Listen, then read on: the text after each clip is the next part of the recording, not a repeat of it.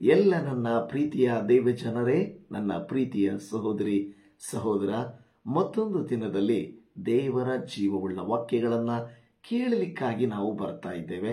ಕರ್ತನಿಗೆ ಸ್ತೋತ್ರ. ಎಲ್ಲಾ ದಿವಸ ದೇವರ ಜೀವವುಳ್ಳ ವಾಕ್ಯಗಳನ್ನು ಕೇಳುತ್ತಿದ್ದೀರಿ, ಪ್ರಾರ್ಥಿಸುತ್ತಿದ್ದೀರಿ, ನಂಬಿ ದೈವಾಶೀರ್ವಾದವನ್ನ ಹೊಂದುತ್ತಾ ಇದ್ದೀರಿ. ಖಂಡಿತ ಈ ವಾಕ್ಯಗಳು ನಮಗೆ ಆದರಣೆ, ಸಾಂತ್ವನ ಮತ್ತು ಸಂರಕ್ಷಣೆಯನ್ನ ಕೊಡುವಂತವುಗಳಾಗಿದೆ. ಈ ಲೋಕದಲ್ಲಿ ದೇವರ ನುಡಿಗಳು ನಮಗೆ ಧೈರ್ಯ ಮತ್ತು ಆಶೀರ್ವಾದವನ್ನ ತರುವಂತದ್ದಾಗಿದೆ. ಭೂಮಿಯ ಮೇಲಿನ ಪಕ್ಷಿಗಳಿಂದ, ಪ್ರಾಣಿಗಳಿಂದ, ಮನುಷ್ಯರಿಂದ ಅನೇಕ ಪಾಠಗಳನ್ನು ಕಲಿಯುತ್ತೇವೆ. ಹೌದು ನೋಡಿ, ಕೋಳಿ ತನ್ನ ಮರಿಗಳನ್ನ ತನ್ನ ರೆಕ್ಕೆಗಳ ಮರೆಯಲ್ಲಿಟ್ಟುಕೊಂಡು ಕಾಪಾಡುತ್ತದೆ. ಅದೇ ರೀತಿಯಲ್ಲಿ ಒಂದು ವೇಳೆ ಬಾತುಕೋಳಿ, ಪಕ್ಷಿಗಳು ಇವುಗಳನ್ನು ಗಮನಿಸುವುದಾದರೆ ಅವು ತಮ್ಮ ಮರಿಗಳನ್ನ ಬರಬಹುದಾದಂಥ ಕೇಡು, ಕಷ್ಟ, ಕ್ರೂರ ಪಕ್ಷಿ, ಪ್ರಾಣಿ, ಮೃಗಗಳಿಂದ ತಮ್ಮನ್ನು ಕಾಪಾಡಲಿಕ್ಕೆ, ತಮ್ಮ ಮರಿಗಳನ್ನು ಕಾಪಾಡಲಿಕ್ಕೆ ಅವು ಪ್ರಯಾಸ ಪಡುತ್ತಾ ಇರ್ತವೆ. ಅವುಗಳ ರೆಕ್ಕೆಗಳು ತೆಳ್ಳಗಿದ್ದರೂ ಕೂಡ ಆ ಮರಿಗಳನ್ನು ಕಾಪಾಡಲಿಕ್ಕೆ ಅವು ಶಕ್ತವಾಗುತ್ತವೆ. ಈ ದಿನ ದೇವರು ಕೂಡ ನಮಗೆ ತಿಳಿಸುವಂತ ವಿಚಾರ ಏನೆಂದರೆ, ನಮ್ಮ ದೇವರು ನಮ್ಮನ್ನು ಕೂಡ ತನ್ನ ರೆಕ್ಕೆಗಳ ಮರೆಯಲ್ಲಿಟ್ಟುಕೊಂಡು ಕಾಪಾಡುತ್ತಾ ಇರ್ತಾರಂತೆ. ಭಯಪಡಬೇಡಿ, ದೇವರು ನಿಮ್ಮನ್ನು ಸಂರಕ್ಷಿಸುತ್ತಾನೆ. ಬನ್ನಿ ಈ ದಿನದ ವಾಕ್ಯವನ್ನು ಓದಿಕೊಂಡು ಮುಂದಕ್ಕೆ ಹೋಗೋಣ. ಕೀರ್ತನೆಗಳ ಗ್ರಂಥ 91ನೆಯ ಕೀರ್ತನೆ 4ನೆಯ ವಚನ. ಆತನು ನಿನ್ನನ್ನ ತನ್ನ ರೆಕ್ಕೆಗಳಿಂದ ಒದಗಿಸುವನು, ಆತನ ರೆಕ್ಕೆಗಳ ಪಕ್ಕಗಳ ರೆಕ್ಕೆಗಳನ್ನು ಆಶ್ರಯಿಸಿಕೊಳ್ಳುವಿ, ಆತನ ಸತ್ಯತೆಯೇ ನಿನಗೆ ಕೇಡ್ಯವೂ ಗುರಾಣಿಯೂ ಆಗಿದೆ ಎಂದು ನಾವು ನೋಡುತ್ತಾ ಇದ್ದೇವೆ. ಪ್ರೀತಿ ದೇವಶನವೇ, ಹಳೆಯ ಕಾಲದಲ್ಲಿ ಯುದ್ಧಕ್ಕೆ ಹೊರಡುವಂತಹ ವ್ಯಕ್ತಿಗಳು ತಮ್ಮಲ್ಲಿರುವಂಥ ಆಯುಧಗಳನ್ನ, ಅಂದರೆ ಬಿಲ್ಲು, ಬಾಣ, ಒಂದು ವೇಳೆ ಆ ಗುರಾಣಿ ಇರುವಂಥ ಸೈನ್ಯ, ಕುದುರೆ ಇವುಗಳನ್ನು ಆಶ್ರಯಿಸುತ್ತಿದ್ದರು. ಅವುಗಳಿದ್ದರೆ ನಮಗೆ ಸುರಕ್ಷತೆ, ಜಯ ಎಂದು ನಂಬುತ್ತಾ ಇದ್ದರು. ಆದರೆ ಪ್ರೀತಿಯ ದೇವಜನವೇ, ಅನೇಕ ಸಾರಿ ಅದು ಸುಳ್ಳಾಗುತ್ತಿತ್ತು. ಆದರೆ ಈ ಕಾಲದಲ್ಲಿ ಕೂಡ ಬಂದೂಕುಗಳೆಂದು, ಬಾಂಬುಗಳೆಂದು ನಂಬಿ ನಮ್ಮ ಹತ್ರ ಅಣುಬಾಂಬಿದೆ, ನಮಗೇನು ಭಯ ಇಲ್ಲ, ನಾವು ಎದುರಿಸಬಲ್ಲವು ಅಂತ ಬಾಂಬುಗಳನ್ನು ನಂಬಿಕೊಳ್ಳುತ್ತಾರೆ. ಆಲೋಚನೆ ಮಾಡಿ, ಕಾಲಕ್ಕೆ ತಕ್ಕಂತೆ ಮನುಷ್ಯರು ವಸ್ತುಗಳನ್ನು ಆಶ್ರಯಿಸಬಹುದು. ಆದರೆ ದೇವರು ಹೇಳುತ್ತಾ ಇದ್ದಾನೆ, ಮನುಷ್ಯರನ್ನು ಕಾಪಾಡುವಂಥದ್ದು ವಸ್ತುಗಳಲ್ಲ, ದೇವರ ಕೃಪೆಯೇ. ಇವತ್ತು ನನ್ನ ಪ್ರೀತಿ ದೇವಜನವೇ, ನಮಗೆ ವಿರೋಧವಾಗಿ ಅನೇಕ ಸಂದಿಗ್ಧ ಪರಿಸ್ಥಿತಿಗಳು, ಕ್ರೂರ ವಿಷಯಗಳು, ಮನುಷ್ಯರ ಮಾಟ ಮಂತ್ರಗಳು, ಮನುಷ್ಯರು ಕಲ್ಪಿಸಿದಂಥ ಕುತಂತ್ರ ಕಾರ್ಯಗಳು, ಶಾಪಗಳು ನಮಗೆ ಎದುರಾಗಿ ಬರುವಾಗ ದೇವರು ತನ್ನ ದೂತರನ್ನ ಕಳುಹಿಸುತ್ತಾನೆ. ದೇವರು ತನ್ನ ರೆಕ್ಕೆಗಳನ್ನು ನಮ್ಮ ಮೇಲೆ ಚಾಚುತ್ತಾನೆ. ನಮ್ಮನ್ನ ವಿಪತ್ತುಗಳಿಂದ, ಆಪತ್ತುಗಳಿಂದ, ಬರಬಹುದಾದ ಅಪಘಾತಗಳಿಂದ, ಅನಾರೋಗ್ಯಗಳಿಂದ ಬಿಡಿಸಲಿಕ್ಕೆ ಆತನು ಶಕ್ತನಾದ ದೇವರಾಗಿದ್ದಾನೆ. ಈ ವಾಕ್ಯವನ್ನು ಗಮನಿಸಿದಿರಾ? ಎಷ್ಟು ಸುಂದರವಾದಂಥ ವಾಕ್ಯ ಅಲ್ವಾ? ಎಷ್ಟು ಒಳ್ಳೆಯ ಒಂದು ಧೈರ್ಯವನ್ನು ನಮಗೆ ಕೊಡುತ್ತದೆ. ಆತನು ಯಾರು? ಕರ್ತನು ನಿನ್ನನ್ನ, ಇವತ್ತು ವಾಕ್ಯವನ್ನು ಕೇಳಿಸಿಕೊಳ್ಳುತ್ತಿರುವಂತ ಸಹೋದರಿ ಸಹೋದರ, ನಿಮಗೋಸ್ಕರವಾಗಿ ದೇವರು ಈ ಮಾತನ್ನ ಹೇಳುತ್ತಾ ಇದ್ದಾರೆ. ಆತನು ನಿನ್ನನ್ನ, ಈ ವಾಕ್ಯವನ್ನು ಕೇಳಿಸಿಕೊಳ್ಳುತ್ತಿರುವ ಸಹೋದರ ಸಹೋದರಿ, ನಿಮಗೆ ಹೇಳ್ತಾ ಇದ್ದಾರೆ. ಯಾಕೆಂದರೆ ನೀವು ಈ ವಾಕ್ಯವನ್ನು ಕೇಳಿಸಿಕೊಳ್ಳುವಂತೆ ದೇವರು ಕರೆದಿದ್ದಾರೆ. ಹಾಗಾದರೆ ನಿನಗೆ ಬರಬಹುದಾದ ಕೇಡುಗಳಿಂದ ಆತನು ತಪ್ಪಿಸುವಂತೆ ತನ್ನ ರೆಕ್ಕೆಗಳನ್ನು ಒದಗಿಸುವನು ಅಂತ ನಾವು ನೋಡುತ್ತಾ ಇದ್ದೇವೆ. ಹೌದಲ್ವಾ? ನಾನು ಈಗಾಗಲೇ ಹೇಳಿದ ಹಾಗೆ ಆ ಒಂದು ಪಕ್ಷಿಗಳು ಬಹಳ ಬಲಹೀನ, ಅವುಗಳ ರೆಕ್ಕೆಗಳು ಬಹಳ ತೆಳುವಾಗಿರ್ತವೆ. ಕೋಳಿ, ಬಾತುಕೋಳಿ, ಪಕ್ಷಿಗಳು ಯಾವುದನ್ನ ತೆಗೆದುಕೊಳ್ಳ್ರಿ, ಆದರೆ ಬಿರುಗಾಳಿ, ಪ್ರವಾಹ, ಬಿಸಿಲು, ಸುಂಟರಗಾಳಿ, ಮನುಷ್ಯ ಕಲ್ಪಿತ ಕಾರ್ಯಗಳು ಎಲ್ಲವುಗಳನ್ನ ಎದುರಿಸಿ ತಮ್ಮ ಮರಿಗಳನ್ನ ಕಾಪಾಡುತ್ತವಂತೆ. ಹಾಗಾದರೆ ಪಕ್ಷಿಗಳೇ ತಮ್ಮ ಮರಿಗಳನ್ನ ಕಾಪಾಡಲಿಕ್ಕೆ ಸಾಧ್ಯವಾಗುವಾಗ ಪರಮ ತಂದೆಯಾದ ದೇವರು ನಮ್ಮನ್ನ ಕಾಪಾಡುವುದಿಲ್ಲವಾ? ಆತನು ಖಂಡಿತ ನಮ್ಮನ್ನ ಕಾಪಾಡುತ್ತಾನೆ. ಹೇಗೆ? ತನ್ನ ರೆಕ್ಕೆಗಳನ್ನ ತನ್ನ ಮೇಲೆ. ಅನೇಕರಿಗೆ ರಾತ್ರಿಯ ಭಯ ಇರ್ತದೆ. ರಾತ್ರಿಯ ಭಯ, ರಾತ್ರಿಯಲ್ಲಿ ಏನಾಗುತ್ತದೋ ಎಂಬ ಭಯ ಇರುತ್ತದೆ. ಹಾಗೆ ಕೆಲವರಿಗೆ ಹೇಗಿರ್ತದೆ ಅಂದ್ರೆ, ಶತ್ರುಗಳ, ಸಾಲಗಾರರ, ಒಂದು ವೇಳೆ ನಾಳೆ ಏನಾಗುತ್ತೋ, ನನ್ನ ಆರೋಗ್ಯ ಏನಾಗುತ್ತೋ ಎಂಬ ಈ ರೀತಿಯಾದಂತಹ ಆಲೋಚನೆಗಳಿಂದ ಅವರು ಭಯ ಪಡುತ್ತಾ ಇರ್ತಾರೆ. ಇವತ್ತು ನಿಮಗೂ ನನಗೂ ದೇವರು ಹೇಳೋ ಮಾತು, ನಿಮ್ಮ ಆಪತ್ತಿನ ಸಮಯದಲ್ಲಿ, ನಿಮ್ಮ ಕಷ್ಟದ ಸಂದರ್ಭದಲ್ಲಿ ನೀವು ನನ್ನನ್ನು ಆಶ್ರಯಿಸಿಕೊಳ್ಳಿರಿ, ನಾನು ನಿಮಗೆ ಸಹಾಯಕನಾಗಿರುವೆನು ಎಂಬುದಾಗಿ ಹೇಳುವಂಥ ಮಾತನ್ನು ನಾವು ನೋಡುತ್ತಾ ಇದ್ದೇವೆ.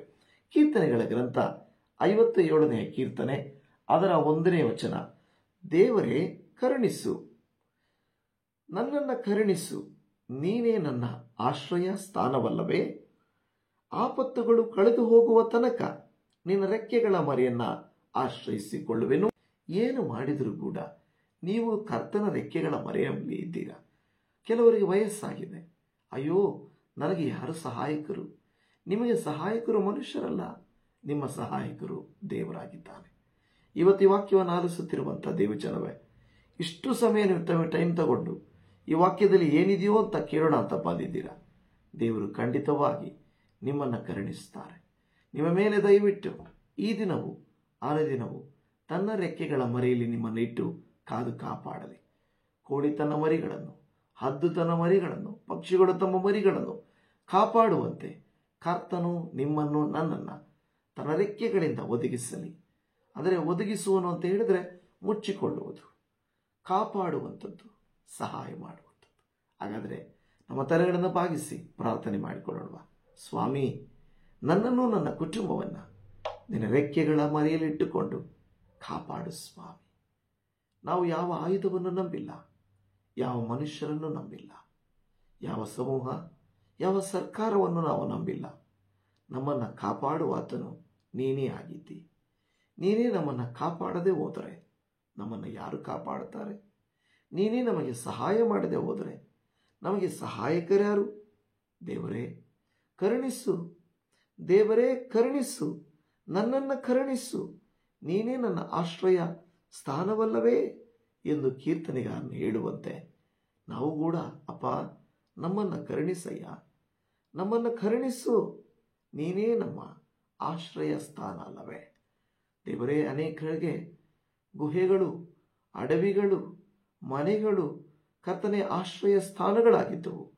ಇವತ್ತು ನಮ್ಮ ಆಶ್ರಯ ಸ್ಥಾನ ನೀವಾಗಿದ್ದೀರಾ. ನಿನ್ನ ರೆಕ್ಕೆಗಳು ನಮಗೆ ಆಶ್ರಯ ಸ್ಥಾನ.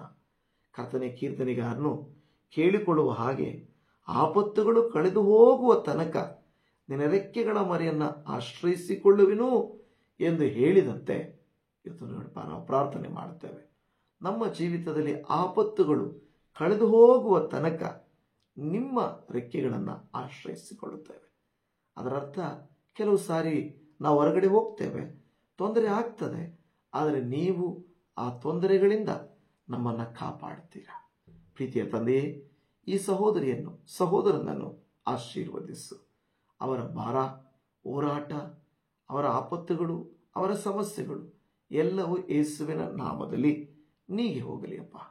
ನಿನ್ನ ಪರಲೋಕದ ಕೃಪೆ, ಅನುಗ್ರಹ, ಆಶೀರ್ವಾದ ಅವರ ಮೇಲಿರಲಿ ಸ್ವಾಮಿ. ಕೈ ಹಾಕುವ ಕೆಲಸವನ್ನು ಅನುಗ್ರಹಿಸು. ಮಕ್ಕಳು, ಕುಟುಂಬ, ಅವರ ಕೆಲಸ ಕಾರ್ಯ ಎಲ್ಲವೂ ಆಶೀರ್ವದಿಸಲ್ಪಡಲಿ. ಯಾಕೆಂದರೆ ನಿಮ್ಮಿಂದ ನಮಗೆ ಆರೋಗ್ಯ, ನಿಮ್ಮಿಂದ ನಮಗೆ ಆಶ್ರಯ. ನೀವೇ ನಮಗೆ ಕೃಪೆಯನ್ನು ತೋರಿಸುವವರು, ಆಧರಿಸುವವರು, ಧೈರ್ಯಪಡಿಸುವವರು ಆಗಿದ್ದೀರಿ. ಸ್ತೋತ್ರ. ನಜರೇತಿನ ಯೇಸು ಕ್ರಿಸ್ತರ ನಾಮದಲ್ಲಿ ಈ ವಾಕ್ಯವನ್ನು ಕೇಳಿ ಪ್ರಾರ್ಥಿಸಿ, ದಿನವೆಲ್ಲ ದೇವರೇ ನನ್ನ ಸಂಗಡ ಇರು, ನನ್ನನ್ನು ಕಾಪಾಡು ಎಂದು ಕೇಳುವ ಪ್ರತಿ ದೇವ ಮಕ್ಕಳನ್ನು ಅನುಗ್ರಹಿಸಿರಿ ಸ್ವಾಮಿ. ಖಂಡಿತವಾಗಿ ಈ ನಮ್ಮ ಪ್ರಾರ್ಥನೆಯನ್ನು ನೀವು ಆಲಿಸಿ ಸದುತ್ತರವನ್ನು ಕೊಡಿರಿ ಅಪ್ಪ. ಅನೇಕ ಜನರು ಆಶೀರ್ವಾದಗಳ ವಂಚಿತರಾಗಿದ್ದಾರೆ. ಮನುಷ್ಯರಿಗೆ ಮಾತುಗಳಿಗೆ ಭಯಪಟ್ಟು, ಕೇಡುಗಳಿಗೆ ಭಯಪಟ್ಟು, ಇನ್ನು ಭಯದಲ್ಲಿ ಸಾಲಕ್ಕೂ ರೋಗಕ್ಕೂ ಭಯಪಡುತ್ತಾ ಇದ್ದಾರೆ. ಆದರೆ ನೀವು ಅವರ ಮೇಲೆ ಕೃಪೆಯನ್ನು ತೋರಿಸಿ ನಿನ್ನ ರೆಕ್ಕೆಗಳ ಮರೆಯಲ್ಲಿ ಅವರನ್ನು ಇಟ್ಟು ಕಾದು ಕಾಪಾಡು, ಸುರಕ್ಷತೆಯನ್ನು ಕೊಡು. ನಿನ್ನ ಪರಲೋಕದ ಅನುಭವ ದೇವರೇ, ನಿನ್ನ ಪರಲೋಕದ ಸ್ವರಗಳು, ನಿನ್ನ ಪರಲೋಕದ ಸಹಾಯ ಹಸ್ತವನ್ನು ಅವರಿಗೆ ಚಾಚಿಕೊಡು. ಯಾಕೆಂದರೆ ನಿಮ್ಮನ್ನೇ ಆಶ್ರಯಿಸಿದ್ದೇವಲ್ಲವೇ ಅಪ್ಪ. ನಿರಂತರವೂ ನಿಮ್ಮ ಗುಡಾರ ನಮಗೆ ಬಿಡಾರವಾಗಲಿ ಕರ್ತನೆ. ನಿನ್ನ ರೆಕ್ಕೆಗಳ ಮರೆಯನ್ನು ನಾವು ಆಶ್ರಯಿಸಿಕೊಳ್ಳುತ್ತೇವೆ. ಸಹಾಯಕರು ನೀನು. ಎಂಥ ದೊಡ್ಡ ವಿಪತ್ತಾದರೂ, ಎಂಥ ಕಷ್ಟವಾದರೂ, ಎಂಥ ದೇವರೇ ಕಷ್ಟಕರವಾದಂಥ ಪರಿಸ್ಥಿತಿ ನಮಗೆ ಬಂದರೂ ಕೂಡ ನೀನು ಕಾಪಾಡುವ ದೇವರಾಗಿದ್ದೀರಾ. ನಿಮಗೆ ಕೋಟಿ ಕೋಟಿ ವಂದನೆಗಳಯ್ಯ ಅಪ್ಪ. ಕಳೆದ ದಿನಮಾನಗಳಲ್ಲಿ ನೀನು ಮಾಡಿದ ಎಲ್ಲ ಉಪಕಾರಗಳಿಗಾಗಿ ಸ್ತೋತ್ರ. ನಮಗೆ ತಿಳಿಯದಂತೆ ನೀವು ನಮ್ಮನ್ನು ನಿನ್ನ ರೆಕ್ಕೆಗಳ ಮರೆಯಲ್ಲಿ ಮರೆ ಮಾಡಿದ್ದೀರಿ, ಕಾಪಾಡಿದ್ದೀರಿ, ಸುರಕ್ಷತೆ ಕೊಟ್ಟಿದ್ದೀರಿ, ಧೈರ್ಯ ಕೊಟ್ಟಿದ್ದೀರಿ, ಸಮಾಧಾನ ಕೊಟ್ಟಿದ್ದೀರಿ. ನಿಮಗೆ ಸ್ತೋತ್ರ ಮಾಡುತ್ತಾ ಇದ್ದೇವೆ. ಮಕ್ಕಳನ್ನು, ಯವನಸ್ಥರನ್ನು, ವೃದ್ಧರನ್ನು, ಅನಾರೋಗ್ಯದಲ್ಲಿರುವವರನ್ನು ನಿಮ್ಮ ಕೈಲಿ ಕೊಡುತ್ತಾ ಇದ್ದೇವೆ. ವಿಧ ವಿಧವಾದ ರೋಗಗಳು ನಮ್ಮನ್ನು ಮುತ್ತುವಾಗ ನಿನ್ನ ಕೃಪೆಯೇ ನಮ್ಮನ್ನು ಕಾಪಾಡುತ್ತದೆ ಸ್ವಾಮಿ. ಆರೋಗ್ಯದಾಯಕರಾದ ದೇವರೇ, ಆರೋಗ್ಯವನ್ನು ಕೊಡಿರಿ.